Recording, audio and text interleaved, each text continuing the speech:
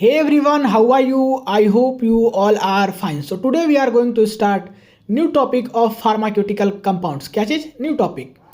तो आज की क्लास में हम लोग जो टॉपिक डिस्कस करने वाले हैं वो डिस्कस करने वाले हैं रेनिटिडीन. क्या चीज़? रेनिटिडीन. तो ये आपका क्या है? एक ड्रग्स है जो कि एंटा एसिड के अंदर आता है. मीन्स ये आपका एक एंटा एसिड ड्रग्स है. इसके बारे में हम लोग इस क्लास में डिस्कस करने वाले हैं. तो सबसे फर्स्ट हम लोग बात करेंगे इसका कैरेक्टरिस्टिक्स. सबसे फर्स्ट पॉइंट है इट इज अ हिस्टाएमिन. क्या चीज़? Histamine H2 receptor. ये क्या है? हिस्टाएमिन H2 रिसेप्टर है, antagonist with antacid activity. It is widely used for the treatment of acid peptic disease and heartburn. इसको हम लोग वाइडली किसके लिए यूज़ करते हैं? एसिड पेप्टिक डिजीज़ के लिए यूज़ करते हैं और हार्टबर्न के लिए यूज़ करते हैं. जो हमारा बोलते हैं कि हमारे पेट में क्या होता है, एसिड टाइप का थोड़ा सा होता है, दर्द होता है, तो उसको हम लोग बोलते हैं एसिड पेप्टिक डिजीज़. और हमारा जो छाती में थोड़ा जलन होता है तो हार्टबर्न उसको बोलते हैं. तो उस डिजीज़ में हम लोग क्या करते हैं? रेनिटिडीन मेडिसिन को, ड्रग्स को यूज़ करते हैं. It is a off white. कैसा होता है? वाइट कलर का होता है. Solid particles with bitter taste. इसका टेस्ट कैसा होता है? बीटर होता है. थर्ड पॉइंट है it is freely soluble in water. ये आपका वाटर में सोल्यूबल होता है. Sparingly soluble in ethanol and insoluble in chloroforms. और स्पेरिंगली सोल्यूबल होता है किस में? इथेनॉल में. और इनसोल्यूबल किस में होता है? क्लोरोफॉर्म में. तो आपको यहाँ से याद रखना है कि वाटर में सोल्यूबल होता है, इथेनॉल में स्पेरिंगली सोल्यूबल होता है और क्लोरोफॉर्म में सोल्यूबल होता ही नहीं है. नेक्स्ट बात करते हैं point number 4. The molecular weight of ranitidine is 314.41 ग्राम पर मोल. कितना? 314.41 ग्राम पर मोल. अब हम लोग बात करते हैं fifth point. The melting point of ranitidine is 69 to 70 degree Celsius. कितना? 69 to 70 डिग्री सेल्सियस. थोड़ा सा यहाँ स्पेलिंग देख लीजिएगा, रेनिटिडीन का गलत हो गया है, इसको सुधार लीजिएगा. अब हम लोग बात करते हैं स्ट्रक्चर.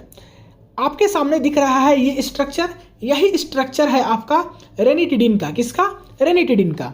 इसका मॉलिक्यूलर फार्मूला होता है C13H22N4O3 और एक S रहता है.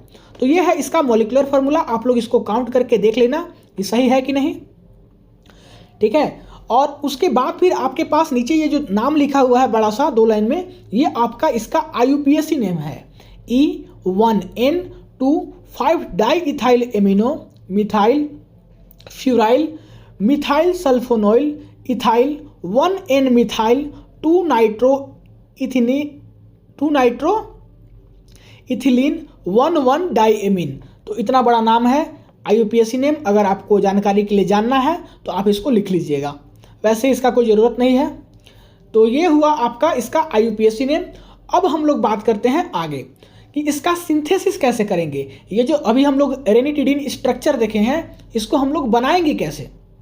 तो इसको बनाने के लिए हमको लेना होगा 5 di ethyl amine methyl furfuryl alcohol. ये हमको लेना होगा जिसका कि स्ट्रक्चर आपके पास गिवन है.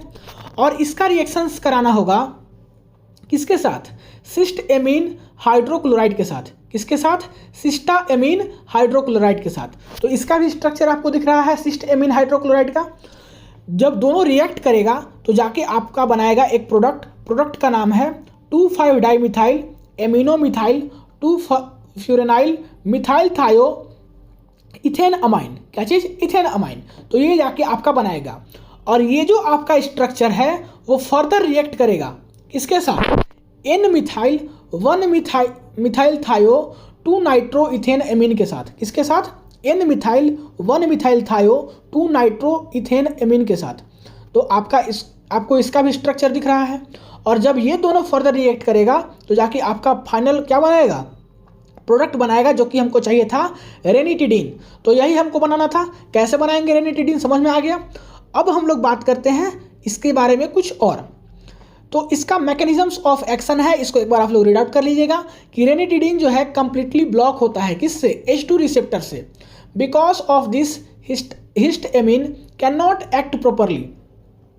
The deactivation of histamine decrease CAMP formations, जो आपका डीएक्टिवेशन होता है हिस्टामिन का, वो क्या करता है, डिक्रीज करता है CAMP फॉर्मेशंस को, which reduce the acid secretions and healing ulcer.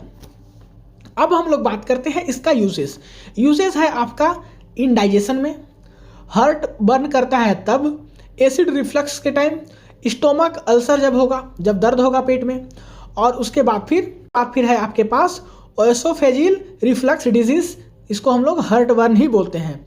तो ये सब जगह पे इसका यूजेस है। लास्ट हम लोग बात करते हैं इसका साइड इफेक्ट। क्या चीज़, साइड इफेक्ट। तो इसका साइड इफेक्ट क्या क्या हो सकता है, डायरिया हो सकता है, हेडेक, माथा दर्द करने लगेगा, डिजीनेस हो जाएगा, मीन्स आपको चक्कर आने लगेगा, स्किन में रैश होने लगेगा, स्किन रैश, फिर उसके बाद फिर कॉन्स्टिपेशन, मीन्स आपको कब्ज टाइप का फील होने लगेगा, स्टोमक क्रैम्प्स, मीन्स आपका जो है पेट क्या करने लगेगा, दर्द करने लगेगा, पेट में क्रैम्प आ जाएगा। फिर आपके बाद उसके बाद है ड्रॉसीनेस। क्या चीज़, ड्रॉसीनेस। तो ड्रॉसीनेस में क्या होता है कि आपको थोड़ा सा लेजी फील होने लगेगा, नींद आने लगेगा। और देन उसके बाद फिर है नौसिया एंड वोमिटिंग, तो फिर वोमिटिंग जैसा भी आपको लगने लगेगा। तो ये सब है इसका साइड इफेक्ट। तो उम्मीद करते हैं कि आपको रेनिटिडीन जो है ड्रग्स अच्छे से समझ में आया होगा। तो एंटा एसिड है ये, एंटा एसिड के अंदर ये एक ड्रग्स आता है, बड़ा ही इंपॉर्टेंट है, एग्जाम में पूछा जाता है, आपके सिलेबस में है।